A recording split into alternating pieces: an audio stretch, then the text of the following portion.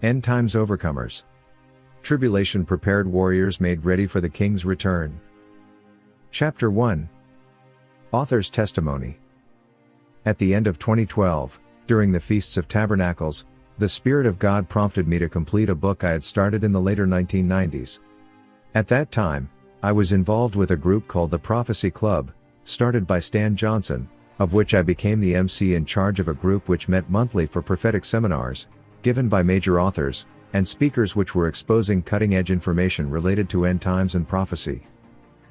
At that time the Prophecy Club was a major operation which was on radio, television, and had meetings in 50 major cities, of which I was in charge of Boise, Idaho area. Because of my direct connection to these many resources and speakers, I was given a more balanced perspective of end times, which transcends the religious denominational bios. Even the church I was attending at that time, the leadership told me not to invite anyone from the church to attend the meetings, which, at that time was attracted large numbers of interested people. I admit that these meetings were not like a church service, but were seminars conveying pertinent information of coming events, which would change the world as we know it. I not only had the full spectrum of books and videos, but I also became directly involved, through contact with each speaker, and some I got to know more personally. I basically took care of their needs while they were in town, even sharing dinner and communing with them. Many times contact information was shared, and even friendships developed. Amazingly, as I ponder these relationships and connections, I realize that many of them have progressed into major ministries, authors and speakers.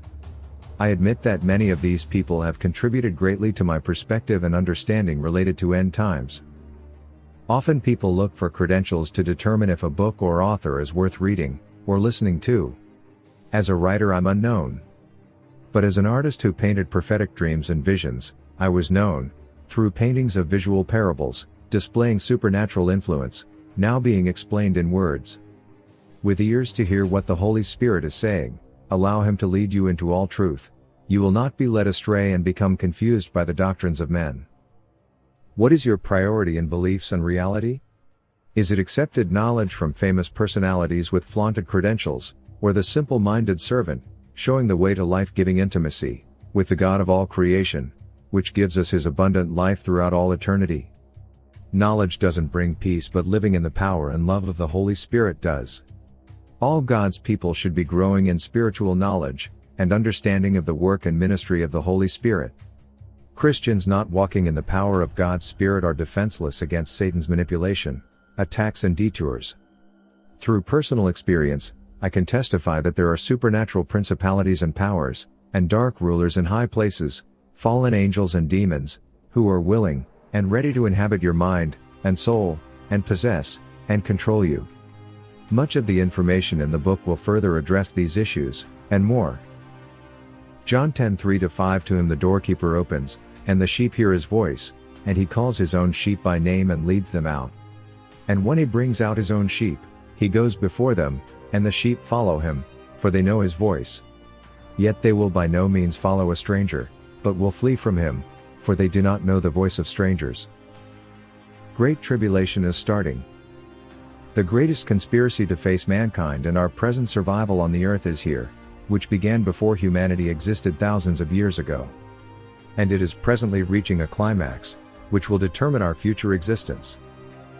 A conspiracy uncovered and discovered in the archives of art artifacts and ancient texts, which has its roots displayed in the existence of ancient pre-existent gods, which came down to earth from the heavens.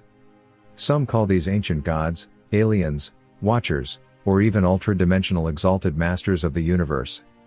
Others call them angelic beings, fallen angels and even demons. They possess abilities, which are described as supernatural.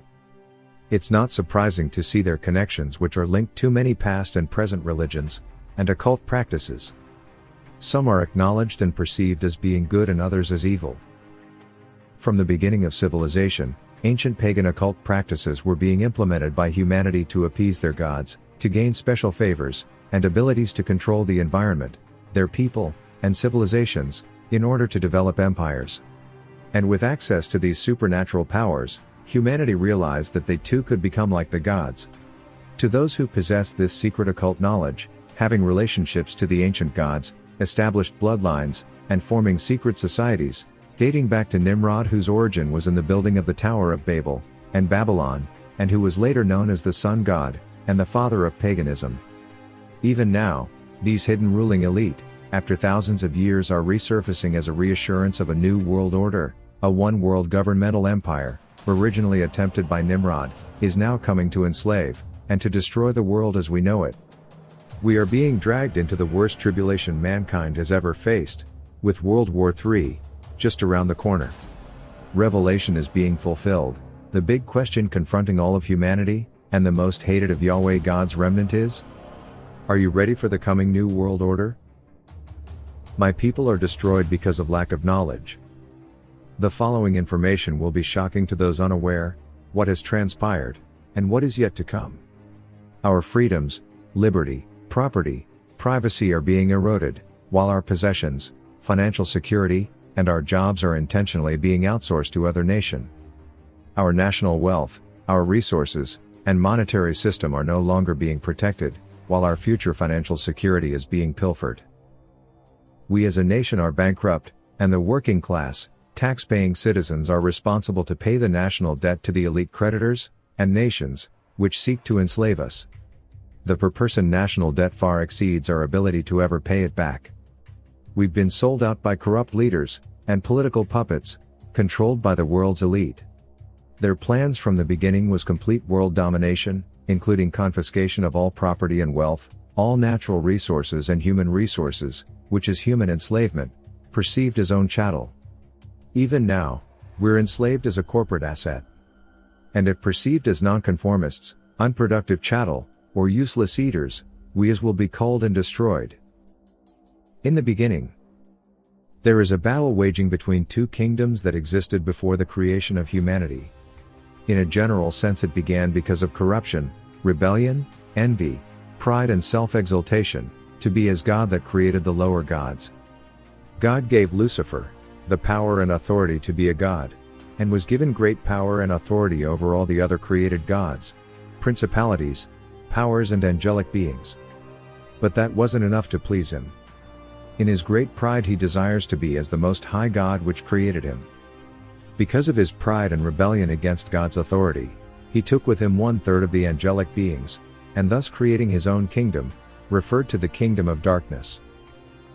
Because of this, those who rebelled against God the Creator, were removed from his presence, many of which are placed in the second heaven, a dimension between the third heaven between it and the earthly heavens, where some are still permitted to live within the heavens and upon the earth, while others are being held in bondage, within the abyss.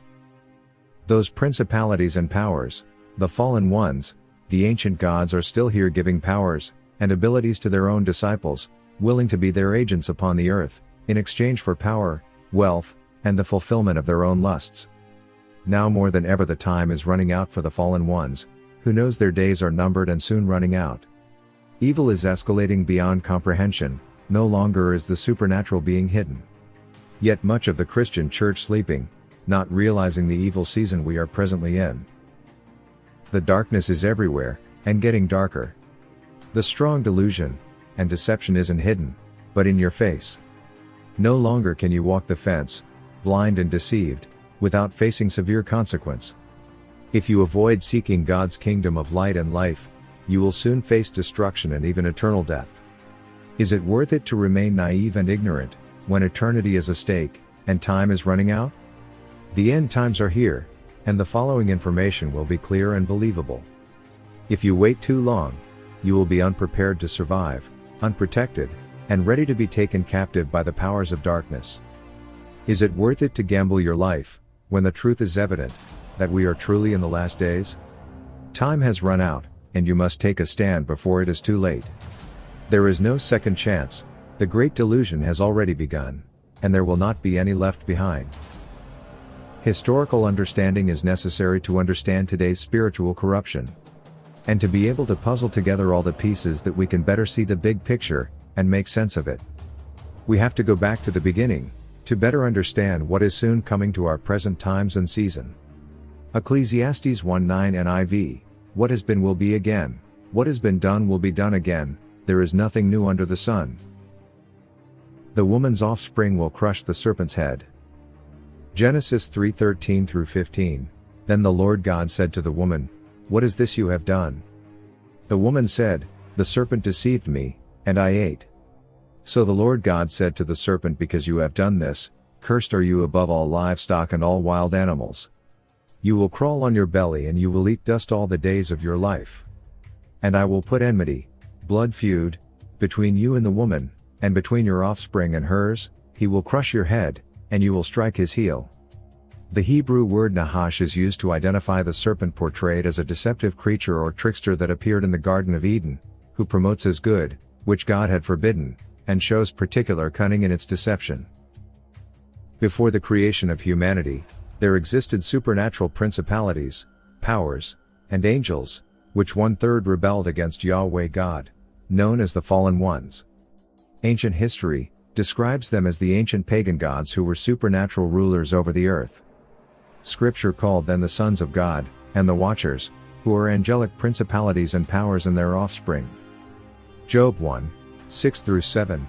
Now there was a day when the sons of God came to present themselves before the Lord, and Satan also came among them. And the Lord said to Satan, "From where do you come?" So Satan, the serpent, Nahash, was in the Garden of Eden, answered the Lord and said, "From going to and fro on the earth, and from walking back and forth on it." These sons of God were Elohim, of those created prior to humanity, having a supernatural angelic nature, which is mentioned in both Genesis 6 and also in Job. Job 38:1-7. Then the Lord answered Job out of the whirlwind, and said, "Who is this who darkens counsel by words without knowledge? Now prepare yourself like a man, I will question you, and you shall answer me. Where were you when I laid the foundations of the earth? Tell me, if you have understanding. Who determined its measurements? Surely you know. Or who stretched the line upon it? To what were its foundations fastened? Or who laid its cornerstone, when the morning stars sang together, and all the sons of God shouted for joy?" Spiritual warfare waging between good and evil. The kingdom of gods and his newly created offspring of humanity that through the woman's seed, were created in Yahweh's image, which will defeat the kingdom of darkness. Yahweh God prophesies that the serpent, the devil, the fallen one, that he and his seed offspring will ultimately be destroyed. The devil, Nahash, has corrupted his seeds, along with the others who fall with him. Colossians 2:9-10, and 18 New King James Version, "For in him dwells all the fullness of the Godhead bodily, and you are complete in him, who is the head of all principalities and powers. Let no one cheat you of your reward, taking delight in false humility and worship of angels, intruding into those things which he has not seen, vainly puffed up by his fleshly mind." Ephesians 6:10-18 New King James Version. "Finally, my brethren, be strong in the Lord and in the power of his might. Put on the whole armor of God, that you may be able to stand against the wiles of the devil. For we do not wrestle against flesh and blood, but against principalities, against powers, against the rulers of the darkness of this age, against spiritual hosts of wickedness in the heavenly places. Therefore take up the whole armor of God, that you may be able to withstand in the evil day, and having done all, to stand. Stand therefore, having girded your waist with truth, having put on the breastplate of righteousness, and having shod your feet with the preparation of the gospel of peace, above all, taking the shield of faith with which you will be able to quench all the fiery darts of the wicked one. And take the helmet of salvation, and the sword of the Spirit, which is the word of God, praying always with all prayer and supplication in the Spirit, being watchful to this end with all perseverance and supplication for all the saints,